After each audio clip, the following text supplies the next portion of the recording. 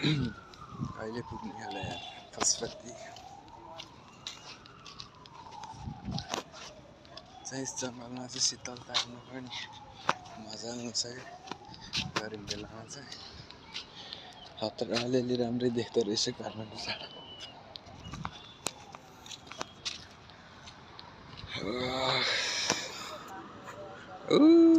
तरला त्यहाँ छेउमा बस्ने मान्छे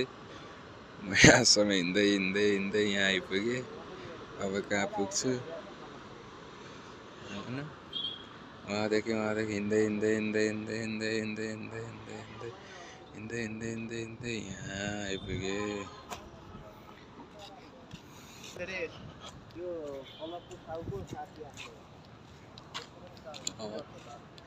अङ्कल चाहिँ मस्त शीतलमा बसिरहनु भएको रहेछ एउटा अब दाजु चाहिँ उता हिँडिरहनु भएको छ समाचार सुन्दै हिँडिरहनु भएको छ उहाँ चाहिँ के घट्यो के भयो भनेर भन्नु पनि सक्छ है मेरो चाहिँ खुट्टामा के छिर्यो जस्तो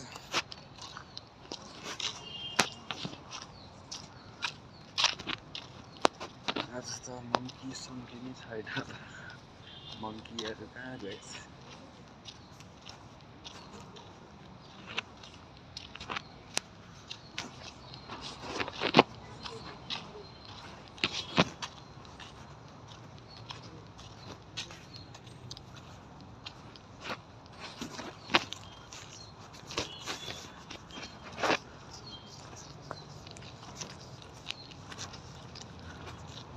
यस्तो पिसाब आइदियो क्या अब कता जाने कता यतै हान्दिउँ क्या मान्छे आइरहेको छ यही बेलामा पिसाब आउनु पर्ने फोटो गाह्रो होला बाइक लिएर आएको छ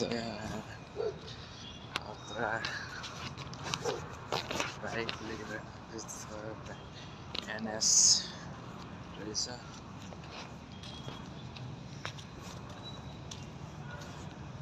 एकसट हान्दा के होला यो भित्तातिर केही नै हुँदैन आइसक्यो हानिसक्यो